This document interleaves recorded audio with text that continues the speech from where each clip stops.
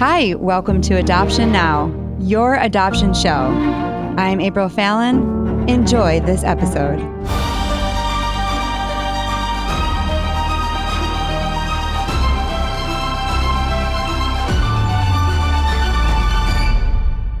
Hey everybody, this is April Fallon, your host of Adoption Now, telling your adoption story on your adoption show.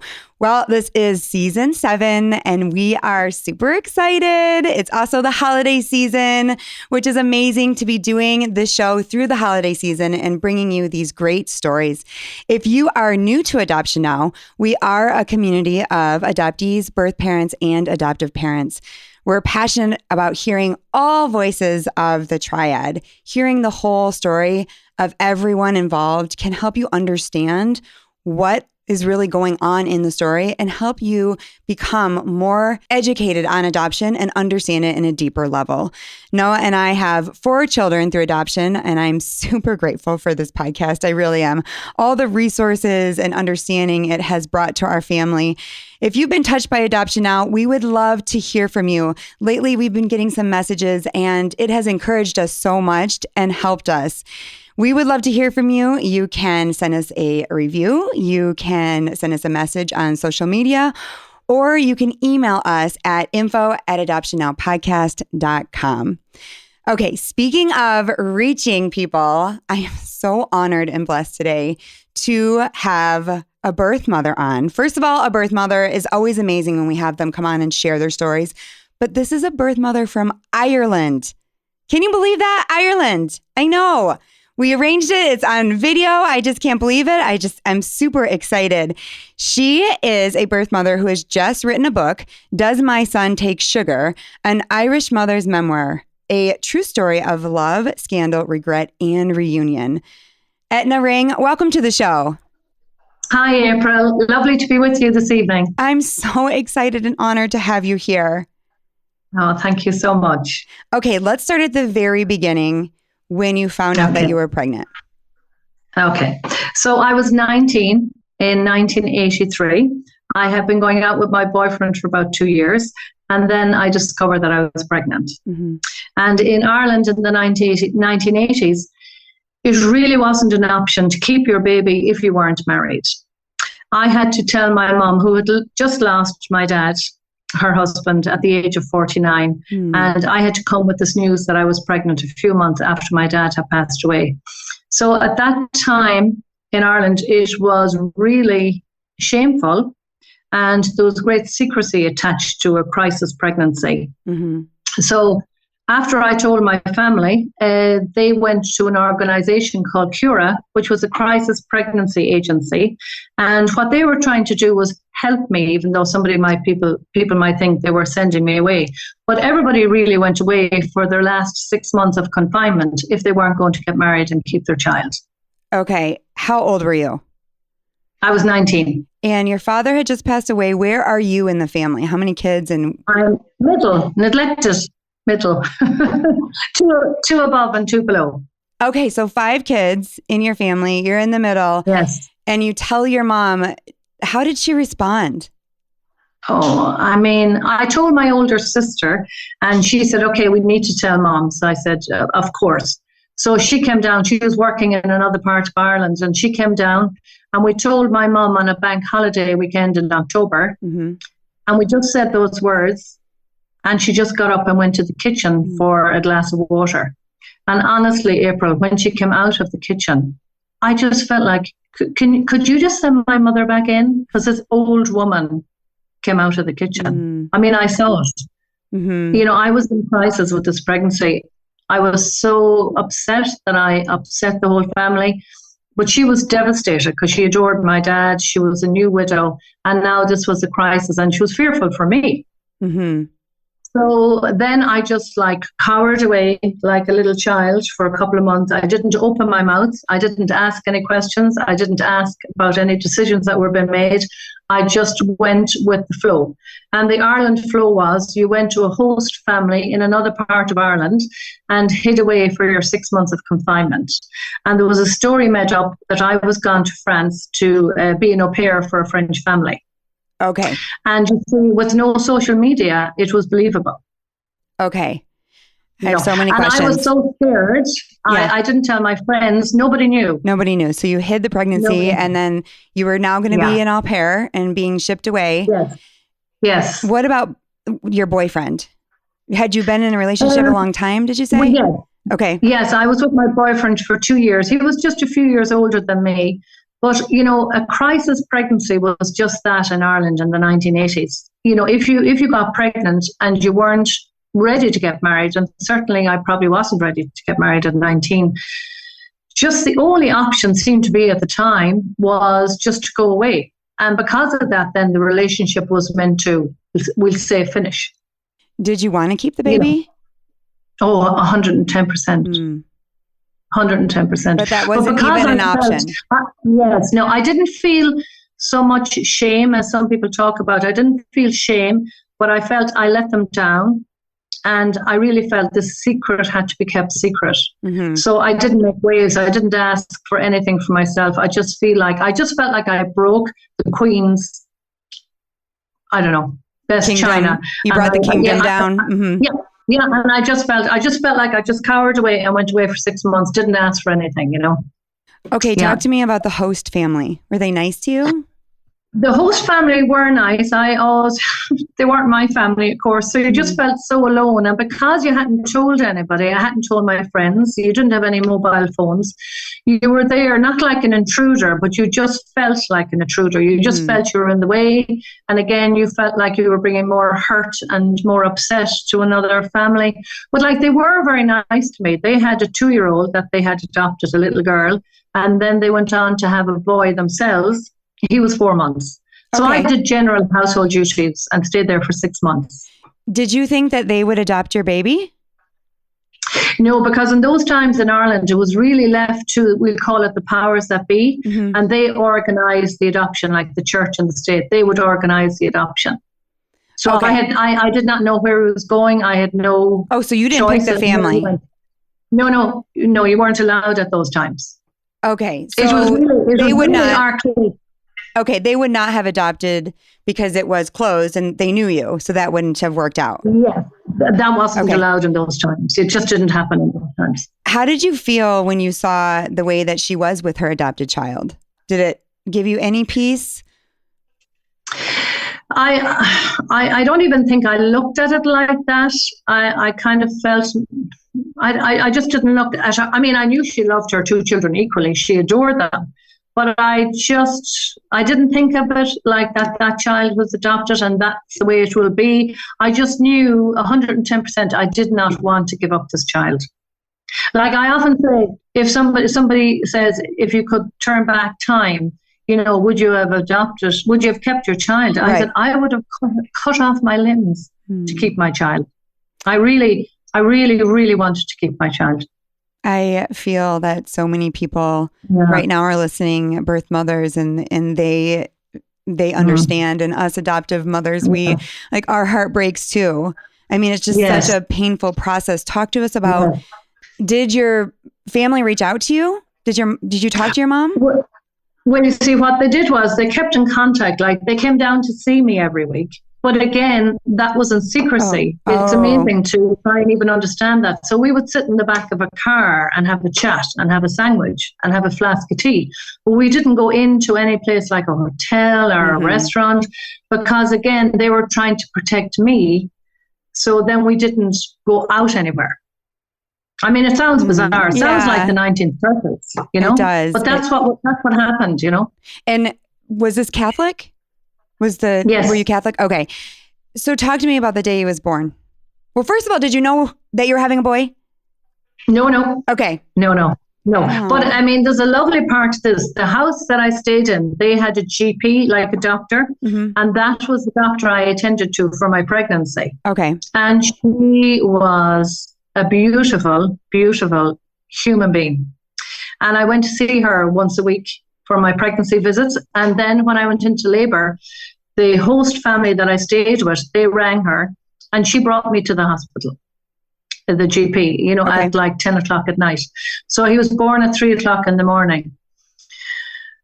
But the sad part was, you know, when you would deliver your baby, after you delivered your baby, you were just left there. Mm-hmm. And my baby was taken and put into a little cot.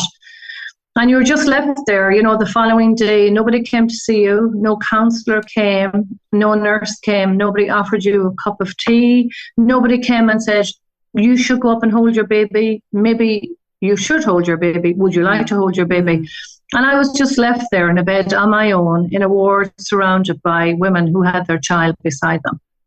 Oh my gosh. And again, my heart was broken. Mm-hmm. But I just felt I'm such a bold girl. I can't ask for anything. I haven't the right to ask for anything. And that was on a Wednesday night. And I used to go up and look at him in his little cot. And sometimes I go in and hold him. And sometimes I feel like maybe I should, maybe I shouldn't. I had no clarity. And then on Friday morning, as I walked up the corridor, the nurse came up to me and she just said, you can go now. He's gone. Mm. And that was it. And like nobody had said, would you like to say goodbye? I didn't even know the day he was leaving. You know what I mean? Like I always say, if adoption in Ireland was the answer, where was the humanity? Right. And where was the kindness? Right. Was there nobody, that would even say, look, let's just give this woman a cup of coffee. Right. Maybe we should go down, bring her down to the little cubicle and meet him, hold him, have a little ritual. Mm-hmm. And they just said to me, you can go now, he's gone. I'll never forget those words. I was going to read those words. You have them in your book. Yeah. What was the date he was born? 29th of May. May 29th. Okay. There is a part in your book where you say, my beautiful baby, he was never a problem in my eyes, just in the public eye, in the church's eye, in everyone's eye, but not in mine. And that is just, it's so true what you said, just the humanity part. That's what we're doing now here. And this is what this book is all about, is talking about the humanity. Wait, this woman just had a baby that she wanted and now the baby's gone. So what happened after that? You don't even know where he went and then you just went back home? No. Well, when they said that to me, he's gone, I walked out of the hospital with my little suitcase and I hopped into the back of a car. It was the man, I call him Michael in the book. That was the host family. So we drove home about 3 miles. And April, I climbed those stairs to my bedroom and I did 100 sit-ups because I felt if I come home thin to my hometown, people will say, oh, she hasn't got a belly. She never had a baby. That's just lies. Because in those times, now everybody hops into their jeans and, 3 days later, they're as slim as, pre-pregnancy. And I kind of felt, and imagine in my mind, I felt I better do some sit-ups. 2 days after having a baby, that's what my mind was like. Do you know what I mean? Right. Like you have to continue on the lie. Like how can you cover up more? That your mentality was so... I mean, honestly, it's also in a light so sweet that you had such, loyalty to your family and to your mother, that you really wanted to honor what she was doing, even though it was wrong, that you were really willing to do this for the sake of the family. But what is that thing? Adoption came into, April. Go ahead. Adoption came into Ireland in 1952. Okay. And there was 52,000 children were adopted. And that was 40 a week. 40 children every week. Oh my goodness. In a small country. So it's not that my mom, it's not that she was ashamed as such, but it was a shameful thing to happen. And the secrecy had to happen then to protect me. Right. It was like, but I mean, I really want to scream from the top and say, I want my baby. Right. And there was probably no counseling afterwards. You never talked about it. What about your boyfriend? What happened? Did you ever see him again? We always kept in contact and he used to come down and see me, but again, in secrecy. So when I came back to my hometown, it was very difficult to say, oh, hey, I'm going to just carry on now with my old boyfriend, would you like that? Because I knew they would be upset for me, upset that the relationship mightn't work. Right. So we met in secrecy for quite a while. Now, because it's not that we didn't have people's blessings, but people were kind of thinking in their head, well, that didn't work out, so it's not going to work out. So don't go there. But we stayed together, and I always had such a love for my boyfriend, but I also had such a love for my child. And I wanted, if ever my child came back, that he could look at us as a little circle of people, me, his dad, like a unit, you know? So that was always my wish. So if I want to move forward and tell you, we got married. What? Myself and my boyfriend. Yes, we got married. The dad? Yes. Of the baby? Yes. You got married? How long after? Yes, we got married in 1991. Oh my goodness. So were you thinking you should have gotten married and just kept the baby? I mean, did that cross your mind? If it was going to work out anyways? Well, do you know what? I always felt that my husband had great love for me, but I always felt that he wasn't really ready for marriage. And I kind of felt that, you know, if we go ahead with the marriage, he's just not quite ready. You know what I mean? And I just felt if we go ahead with the marriage, it might break down.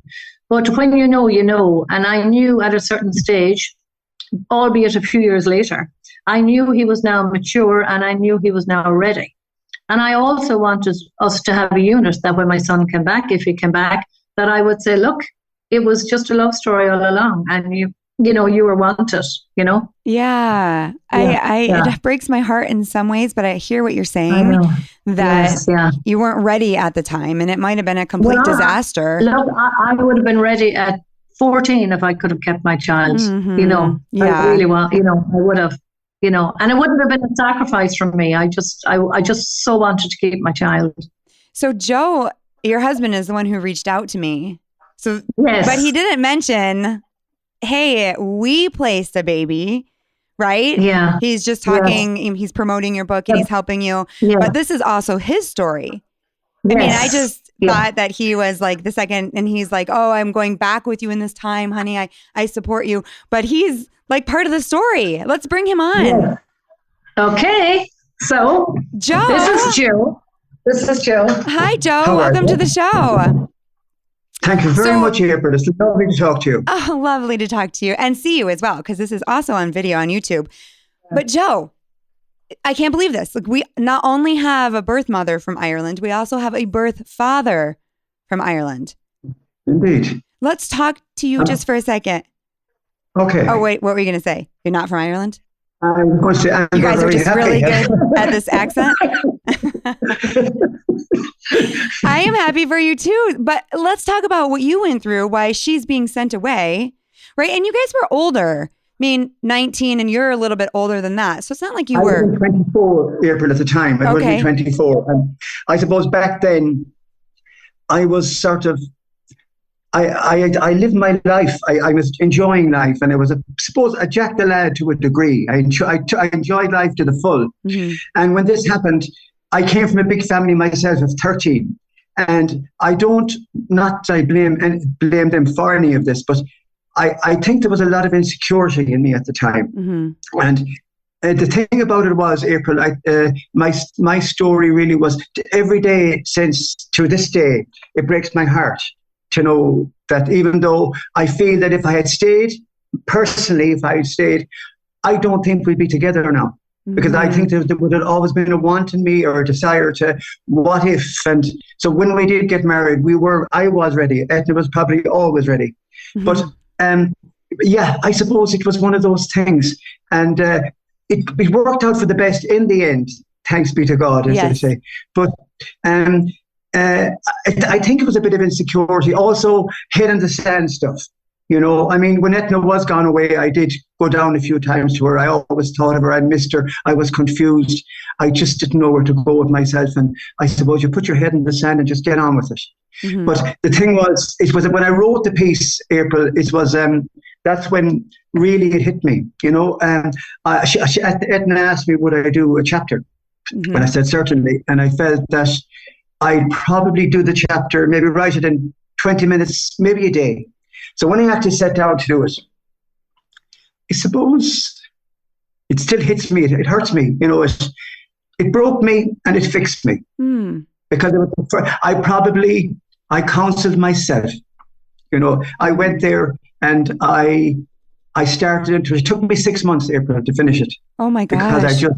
Because it broke me. It just, every time I go back to it, but it did fix me, because when I got it down on paper and I was totally honest about everything, and I promised myself that it would be, that I told the most honest story. I just so honest about it that I felt was probably one of the greatest things I ever did, to put it down and to have it down on paper. It will always be there for everyone to see. And what they make of it, as I said in the book, they can make of it what they want, make of me what they want. Right. But I told it as honestly as I could. Yes, you told your truth. But it still breaks me, April, to this day. I mean, even I had to go there when you were interviewing it, because every time it comes up, I just, I'm just broken, and I have to go on. So it is the way, it is what it is. It's life. But at least it worked out okay. We ended up in a good place, and, with triplets. Whoa, wait. Let's talk about that in a second. But really quick, talk to me about May 29th every year. That was the hardest year, day of my life, always. And the very sad part of this, when my child was placed for adoption, I asked for 3 things. First time I asked for anything in the whole confinement. I asked that my son would be first in a family, because I wanted the excitement and the news to be big, of course for the parents, but of course also for the community. Just big news. Oh, John and Mary got a baby, or Pat and Agnes got a baby. So I wanted that. Secondly, I wanted him to be in a Catholic home. Don't ask me why, but that's what I was. I was Catholic. And the third thing I wanted was, and it was a big request, but I did ask, could I have a picture and a letter every May just to see how he was? And those wishes were granted. Oh. The only thing is, because you don't have any address for the family he's with, or you don't have any location, it has to be done through the agencies. So my agency, I would request the letter, and her agency, which was down in Cork, they were to send the letter that she sent to her agency up to my agency. Then they would send that to my home address. Innately, I always knew that his mom was a beautiful mom. I just knew it in my soul and my heart that she was a lovely woman. I knew she wrote every year, and I knew she took the pictures every year. I also knew she had them taken in early May, that I would have them in plenty time. But I would never, ever get the letter because the nun down in her agency would just not post them up. So I would have to ring the agency and just say, hi, I presume you have a letter there for me and some photos, can you send them up? Oh, yes, we will. And then I would walk from my place of work half an hour out the road at lunchtime, open that door and look at the blank mat, no letter.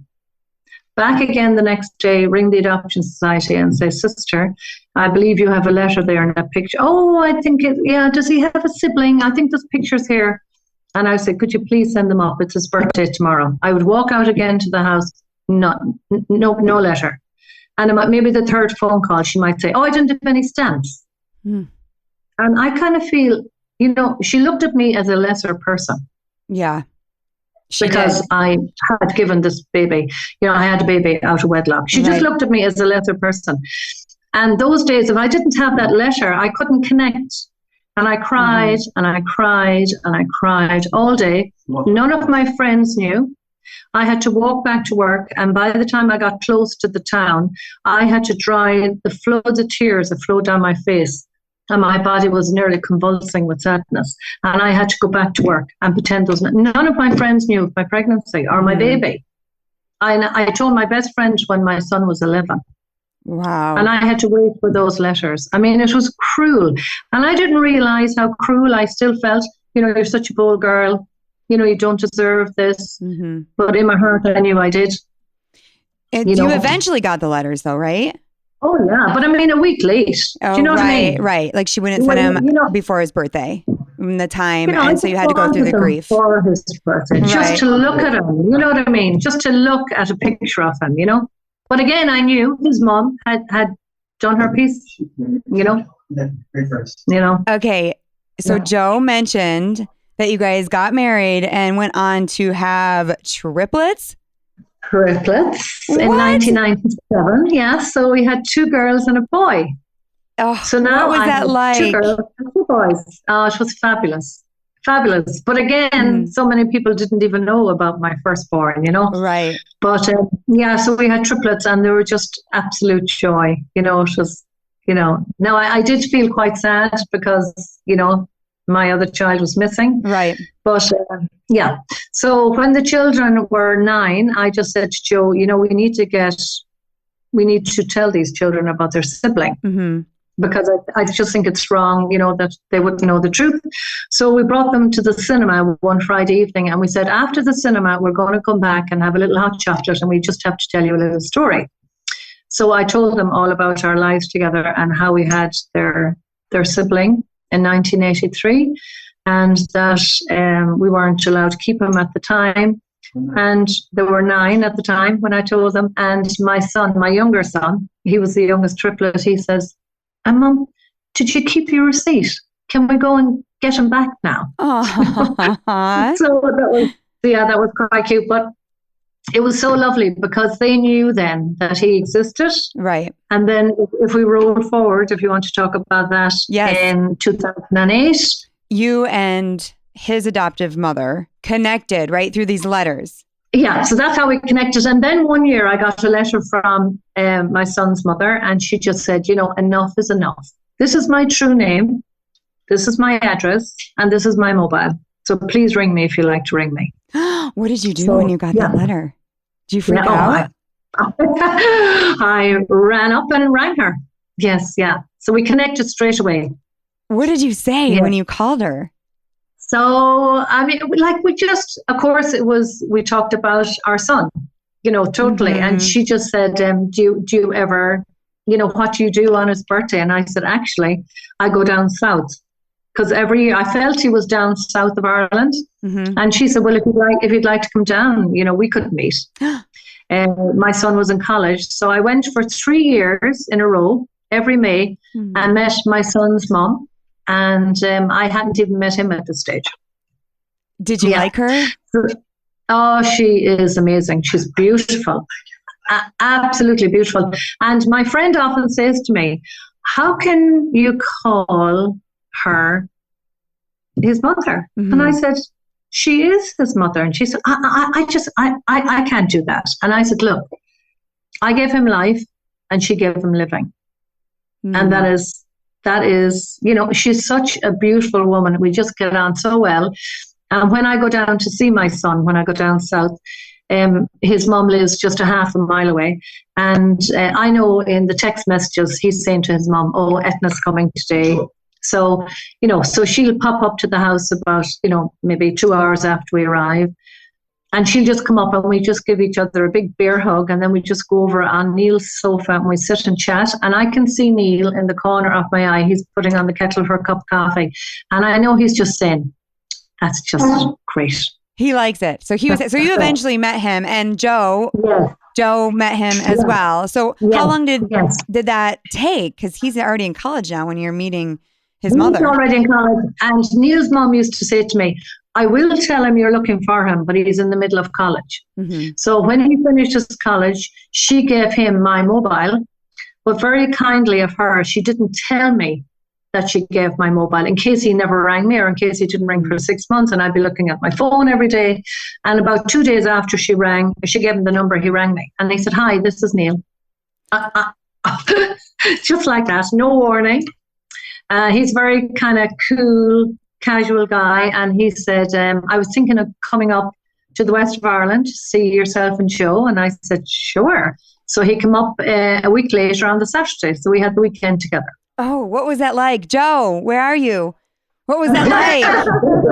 I'm here, I'm back. Yeah. That was wonderful. Well, it was and it wasn't. Yeah, if I'm being honest. You felt bad. Yeah, I felt bad, April. Mm-hmm. Because I felt I had let everybody down. And it was probably that one time I'm maybe doing my piece for the book that it hit me. And I felt sort of inadequate, for want of a better word. Because Eithne went and met him and went with them. And I felt I didn't have the right. And then that weekend, I just felt, he was such a cool guy and such a nice, do you ever meet somebody who just didn't have a bad bone in his body? He was just a nice, calm, decent young fella. And I felt bad, April, if I've been honest. And he went back and we built a relationship. But he was we got on great. Don't get me wrong. We got on very, very well. Do you look alike? I think he looked like me. Really? Yeah, he looks. What about your other children? Does he look like your other children? He's very like David, our youngest. Okay. So you saw the family resemblance. Yes. Yeah. Wow. Yeah. So I then over time we built a fantastic relationship, and I think he came up here a lot of times, and I think he saw who we were and what we were, and it did him good. If he felt, as I say in Westport, he came from good stock. Yeah. So I felt that he knew he came from good stock, and he was happy with that. And then his adopted mother and father, they were good stock. Yeah. So he was very lucky, as were we. So it just was wonderful. It was just. And his mom adores him. Yes. Adores him. Oh, I love that. Did she have more children? She adopted a girl about 2 years later. Okay. So she has two adopted children. Yes, I love this story. It is so heartwarming and so wonderful that the two of you stayed together. Did you feel like you needed to explain to him what happened? Did you tell him? Do you know, the day he came to meet us, I was ready with all these stories, and he was just like, hi, have a cup of coffee. He didn't ask any questions. But what's beautiful about our relationship, even though we get on very well together. When I did the launch of my book in June, I decided I'd have a little launch in our local hotel. So my friends would say, oh, make sure Neely comes. And I said, no. It's like, I would never ask him to do anything. I wouldn't want him to be uncomfortable. So I given him the book, and I said, if you don't like the book, if you don't want any part of it written, I will just bin it. You know what I mean? I just wanted him to be comfortable. He said, no, that's okay. So when the launch was coming up in June, I didn't even invite him. I just said, Neely, we're having the launch on the 18th of June. You're more than welcome. And he said, well, you know me, I wouldn't want any fuss. And I said, sure. So I didn't like to ask, I just said, it's happening. And 2 days beforehand, he said, oh, guess what? I'm coming up. So he came up. So, yeah. So I was hoping that I would have maybe 50 people at the launch, maybe 60 people. Because, for a book launch, sometimes people just don't show up. So 400 people came to the launch. How wonderful. That is so wonderful. And he was there like the guest of honor, right? Yeah. Yes. That's so amazing. Yeah. And what I did was I picked 2 pieces in the book. So I read the 2 pieces, from the podium for the 400 people. And I just read them very, full of sentiment. And I just read them very slowly.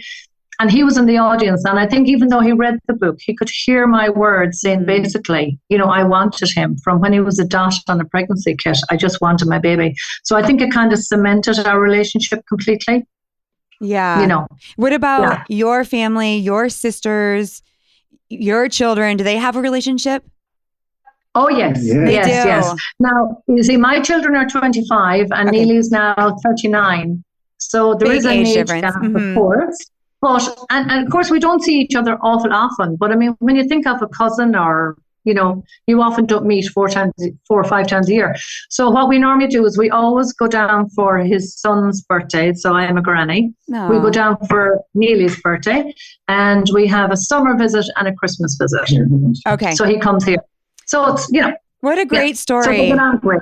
Yeah, thank you. Thank you for applying. Joe, how did you hear about Adoption Now? Joe's your marketing guy, right?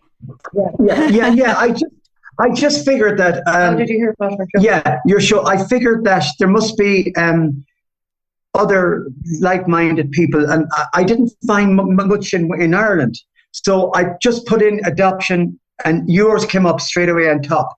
And I listened to some of your, and you were a brilliant interviewer, may I add. I listened to some of your shows. Oh no, you have a lovely way with you. And I listened to some of them, and they were just wonderful. And I just reached out to you, hoped that you may take our story on, and you did. And I'm so happy that you did, you know. Well, this is and thank you, April. I mean that from the bottom of my heart. Yeah, you well, know? maybe I'll have to come to Ireland.